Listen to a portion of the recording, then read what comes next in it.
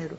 Mas, doutora, um dos grandes problemas que eu acho que o judiciário não interfere de uma maneira mais sensível para terminar é o poder do Estado como litigante de má-fé.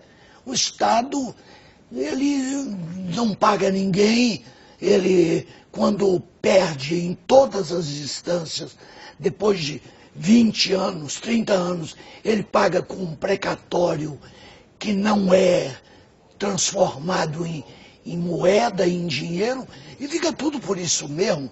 Quer dizer, o próprio Estado dá o exemplo da injustiça. Eu posso dizer ao senhor que esta realidade é uma realidade de 5 anos atrás. Hoje, o próprio Estado ele está interessado em realizar e solver os seus compromissos. Já existe esta intenção nas procuradorias maiores, nas intenções realizadas politicamente. Nós, na Corregedoria, fizemos muitas gestões e temos muitos projetos, tínhamos muitos projetos neste sentido, porque o Estado chegou a uma conclusão que estas dívidas ficam absolutamente impagáveis com esta procrastinação. Então, o próprio Estado hoje está interessado. Mas depende do nível, porque aqui a Prefeitura de São Paulo, por exemplo, e o Governo do Estado de São Paulo são 2 devedores quanto mais. Não fazem a menor questão de prover os recursos para pagar os precatórios. A realidade dos estados e dos municípios, ela é um espelho do que vem do governo federal.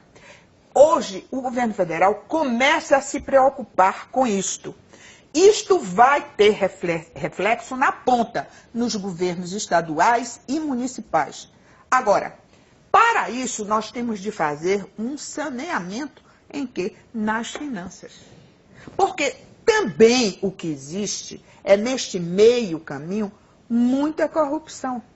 Às vezes pagam e pagam mal a quem não deve pagar, faltando dinheiro para os compromissos que devem ser pagos. Mexem na fila, né? Mexem na fila. Mexem na fila, criam-se dívidas impagáveis e milionárias, né? Precatórios que são fantasiosos. Eu encontrei alguns precatórios. Aliás, fantasiosos. assim, a OAB tem tido uma atuação marcante contra qualquer tentativa de modernização do sistema de precatórios. A OAB tem se insurgido contra isso, inclusive aquela proposta que não sei se virou lei ou não, mas estava sendo discutida, de fazer um leilão para que o deságio dos precatórios pudesse ser capitalizado pelo devedor, pelo Estado, pelo ente devedor. O que a senhora acha da atuação dos advogados em relação a isso? Porque o precatório dá muito dinheiro para os escritórios de advocacia, não é isso, ministro? O precatório é uma imoralidade institucionalizada, né? É uma fonte de corrupção. E ela também começa a favorecer, e grandes escritórios começam a fazer a compra desses precatórios. Escritórios de advocacia. Escritórios de advocacia. Eles compram precatórios. Agora, o movimento que parte da ordem dos advogados não está mais assim.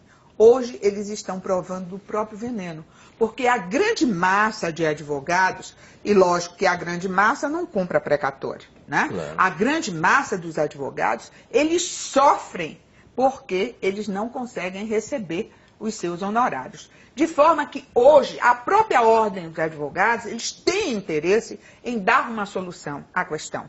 Eu posso dizer isso assim com muita tranquilidade, porque nós fizemos algumas parcerias no sentido de interferir em diversos tribunais, no sentido de melhorar a questão dos precatórios, que é uma questão que nós temos de enfrentar e temos de enfrentar com vontade de enfrentar.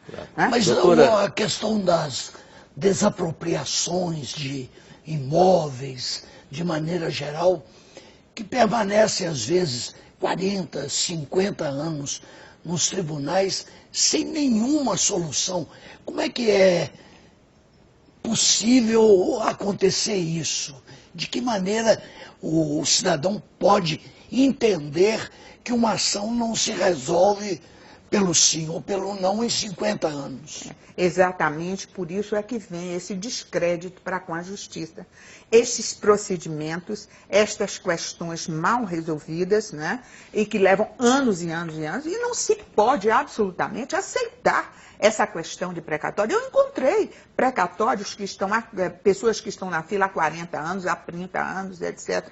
Agora, não é só um problema político, é um problema de gestão e é também um problema político. Gestão no judiciário, ou no executivo? E mão de ferro no executivo. Por exemplo, eu consegui algumas coisas com o poder executivo, direcionando e dizendo o seguinte: o precatório está saneado.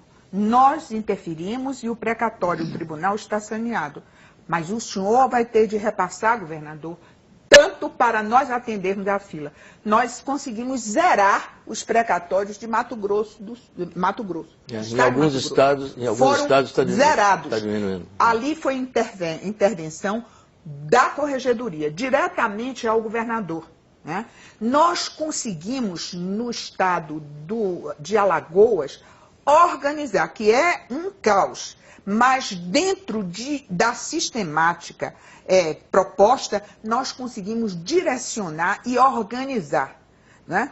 E em alguns outros estados, nós conseguimos, com o governador, a Amazonas é outro local, onde a corregedoria interferiu diretamente junto ao governador. E na prática estão pagando os precatórios. Estão pagando os precatórios. O que acontece é o seguinte: precatório sempre foi uma questão do executivo e que mandava uma listagem para o judiciário e o judiciário tomava conta apenas da ordem cronológica dos credores. Essa é a realidade. De repente, veio uma reforma constitucional e jogou em cima do tribunal toda a responsabilidade de gerenciar todas as questões de precatório. Então, hoje, a dívida chega com a indicação de que há um débito para com o Estado e cabe ao tribunal fazer a listagem, dizendo aqueles que são prioritários, os que não são prioritários, aqueles que são de caráter alimentar e aqueles que são de pequeno valor. Estas listagens, dentro de um universo de milhares de processos, isso é muito complicado. O que é que aconteceu? Muitos tribunais não se aperceberam de que as coisas tinham mudado e deixaram que 2, 3 servidores ficassem tocando precatório de qualquer forma. Recebendo propina para poder alterar a fila. Alguns ou até para segurar tudo. Outros na insegurança, segurava tudo para não sair lesado. Enfim, um caos verdadeiro. Encontramos fontes de corrupção e os presidentes dos tribunais não conseguiam dar conta daquela atividade. Então, jogavam para os assessores. Quando nós chegamos e formamos dentro da corregedoria um setor próprio para precatório, foi quando eu comecei a chamar a atenção dos presidentes dos tribunais. Disse, olha, a responsabilidade de precatório é diretamente ligada ao presidente do tribunal. O senhor pode ser processado por responsabilidade, crime de responsabilidade.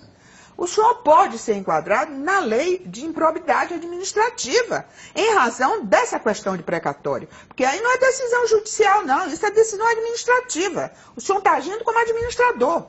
Isso não pode ficar na mão de assessor.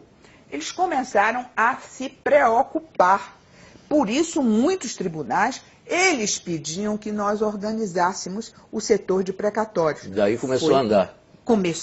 Começaram a andar os precatórios em alguns tribunais e em outros com grande dificuldade. Caso de São Paulo. São Paulo estava há 2 anos sem pagar nenhum precatório. Já estava o Brasil respondendo a processo na Corte Interamericana de Direitos Humanos em razão de precatórios não pagos do município de Santo André, ou São Bernardo, um desses aí do ABC. Um dos santos. E quando nós chegamos para verificar, tinham mais de 400 milhões em caixa. encaixar. Depósitos judiciais? Depósitos judiciais ou predisposição do Estado, que erradamente dizia o seguinte: olha, está à disposição do tribunal X para atender os precatórios. E o bolo era tão grande que não conseguiam mexer, não conseguiam pagar. E aí assumiu um novo presidente e nessa nova gestão, ele pediu que a Corregedoria fizesse um diagnóstico. Nesse diagnóstico, quem estava lá se apresentou dizendo que era o melhor precatório do Brasil. Eu disse assim, só que é o melhor, mas não paga. Então não pode, né? Não. E aí ele me perguntou, o que é que eu devo fazer? Eu disse, choque de gestão, tira todo mundo. Ninguém que está aí pode ficar.